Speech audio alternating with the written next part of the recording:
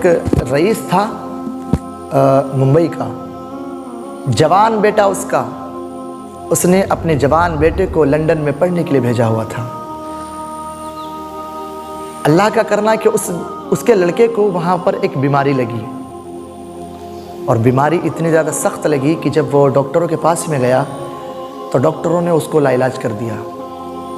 बीमारी क्या थी? कैंसर की बीमारी उसको लग गई। जब कैंसर की बीमारी उसको लगी और उस स्टेज पे वो बंदा पहुंच चुका था कि अब उसका इलाज पॉसिबल नहीं था। डॉक्टरों ने सबने लाइलाज कर दिया। इसके बाप को पता चला, वहाँ पहुँचा। पहुँचने के बाद में तमाम बड़े से बड़े डॉक्टरों को दिखाया, सब ने इसके लड़के को लाइलाज कर दिया। बिल्लाखिर ये सेठ अपने लड़के को लेकर के इंडिया आया और यहाँ के बड़े से बड़े डॉक्टरों को दिखाया, हर जगह दिखाया, लेकिन किसी भी डॉक्टर ने इस बात की जिम्मेदारी नहीं ली कि हाँ ये ठीक हो सकता है।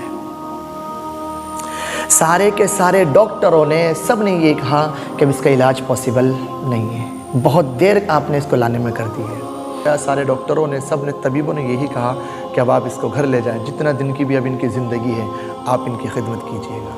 अल्लाह अकबर। अब ये थे साहब सेठ, और सेठ का आपको पता है कि जब ये घर लेके गए ना वापस अपने लड़के को, तो जिसको भी पता चला कि भाई फ़ला सेठ के लड़के को इस तरह से बीमारी है और अब उसका बचना मुश्किल है, तो अब सारे के सारे लोग इसके सेठ के लड़के को देखने के लिए आ रहे हैं। रिश्तेदार भी आते हैं, दोस्त भी आते हैं, अहबाब भी आते हैं, जिसको पता चल रहा है, और जिसका कोई रिश्ता भी नहीं था, जो महल्ले के दार के आपस के दूर दराज के लोग थे, वो भी आते हैं। पता है क्यों? क्योंकि ये बंदा सेठ था। आज हमारे अगर किसी गरीब का इंतकाल हो जाए तो उसके जनाजे में आपने भीड़ देखी। किसी के भी, अब ज़रा बताओ कि हमारे आस पड़ोस में कोई इस तरह के गरीब गुरबा लोग नहीं रहते जो बेचारे परेशान हाल है किसी भी चीज़ में? हम कितना पूछते हैं उनसे, बताओ। हमको मालूम होने के बावजूद भी कि हाँ भाई फ़ला बंदा बहुत ज़्यादा परेशान हाल है या फ़ला बंदा कई रोज़ से दिखा नहीं है, तो हम उसकी खैरियत तक नहीं पूछते हैं। क्यों? कहीं ऐसा ना हो ये हमसे किसी चीज़ का सवाल करने लगे। हमारी इंसानियत मर चुकी है यार। जो दिल है ना हमारा, ये सियाह काला हो चुका है गुनाह करते करते। आज इस दिल के अंदर किसी भी दुनियादार की मोहब्बत नहीं है। ना इस दिल के अंदर ना माँ की मोहब्बत है, ना बाप की मोहब्बत है, ना बेटे की मोहब्बत है, ना रिश्तेदार की मोहब्बत है। आज किसी की मोहब्बत नहीं है।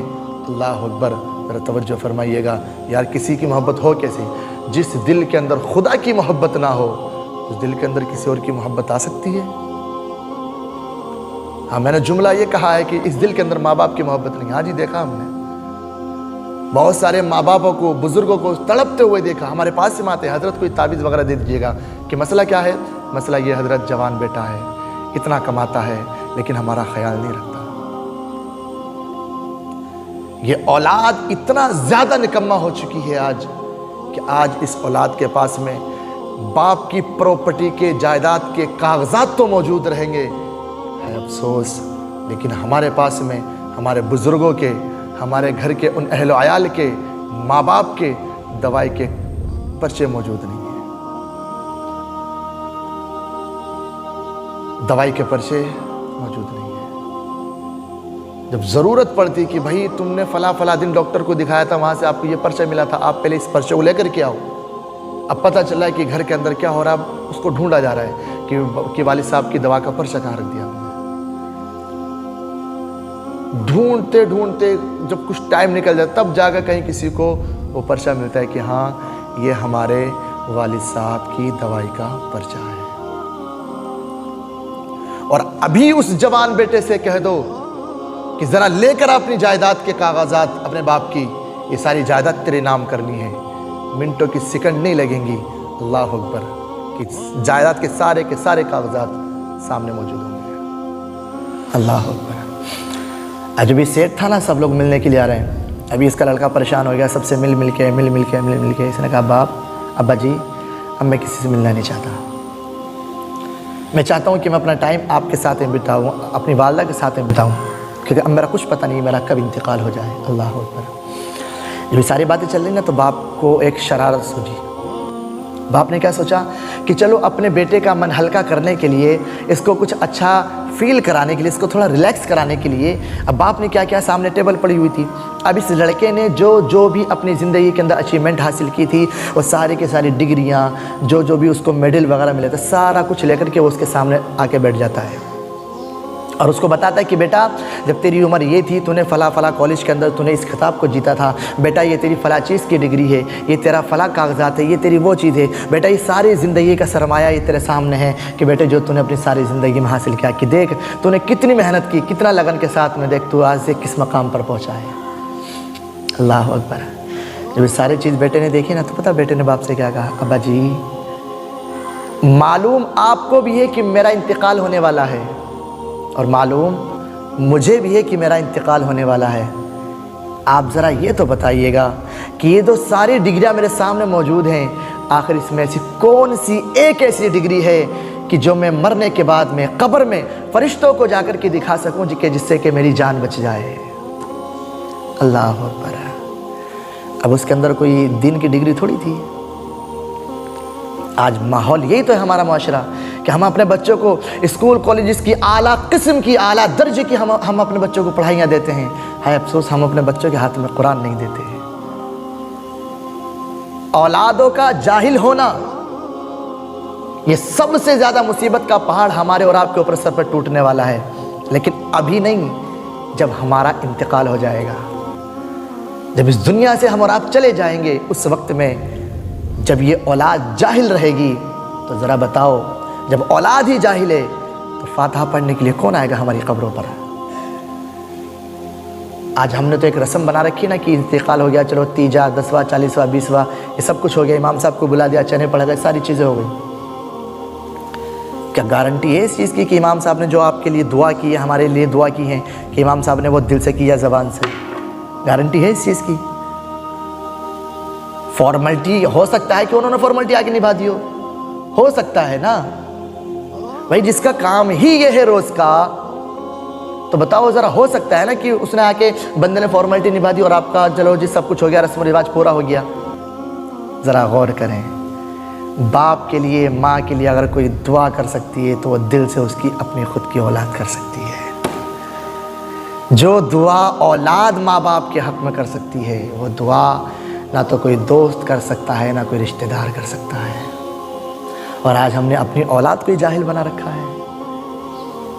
आज देखो ज़रा आप चौराहों पर जा कर के, हमारे नौजवान भाई, जवान लड़के हैं, तरह तरह के गाने उनको याद हैं, गालियाँ उनको याद हैं, डायलॉग उनके याद हैं, सब कुछ आप उनसे पूछ लो दुनियावी एतबार से।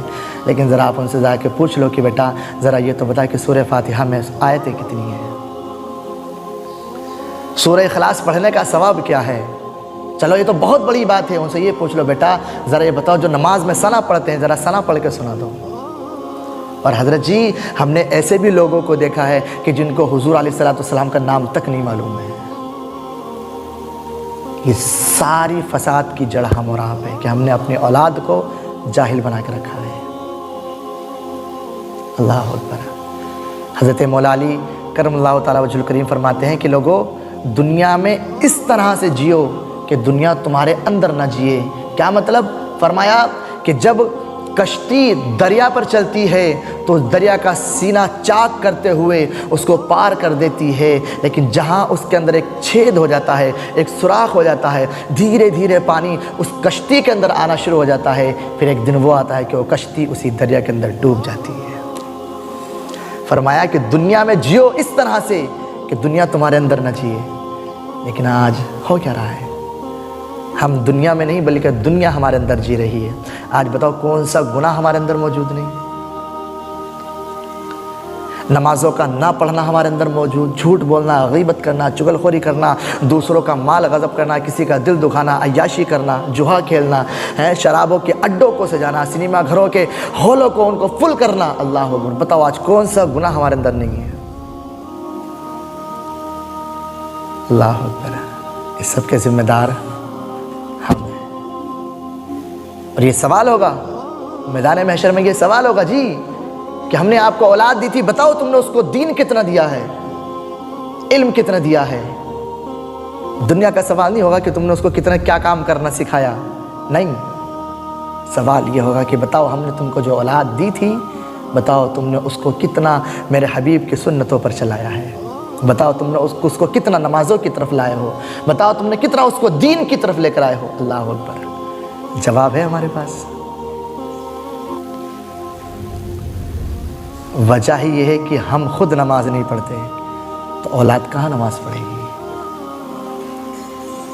नमाज ना पढ़ना ये खुद हमने अपनी औलाद को सिखाया, झूठ बोलना ये खुद हमने अपनी औलाद को सिखाया, चुगलखोरी गीबत करना ये खुद हमने अपनी औलाद को सिखाया है, लोगों के साथ में दगाबाजी करना ये खुद हमने अपनी औलाद को सिखाया है, जुआ खेलना, शराब पीना ये खुद हमने अपनी औलाद को सिखाया है। अब आप कहेंगे हज़रत जी वो कैसे, अब ज़रा बताओ ज़रा, हम अपनी औलाद के सामने झूठ बोलेंगे तो क्या हमारी औलाद हमसे सच बोलना सीखेगी? हम अपनी औलाद के सामने नमाज़ों को तर्क करेंगे, क्या हमारी औलाद हमसे नमाज़ पढ़ना सीखेगी? हम अपनी औलाद के सामने अपने सगे बड़े भाइयों से, छोटे भाइयों से लड़ाई झगड़ा करेंगे, क्या हमारी औलाद हमसे मोहब्बत करना सीखेगी? हम अपनी औलाद के सामने सारा दिन टीवियों के सामने बैठे रहेंगे, क्या हमारी औलाद हमसे कोई नेक काम करना सीखेगी? इस सारी चीज़ों की वजह हम खुद हैं। उस लड़के ने जाते जाते अपने बाप को वो दर्स दे दिया। अल्लाह अकबर। और दुनिया के हर एक बाप के लिए ये दर्स है, ज़रा बताओ कि जिसके लिए हमने अपनी सारी ज़िंदगी को कुर्बान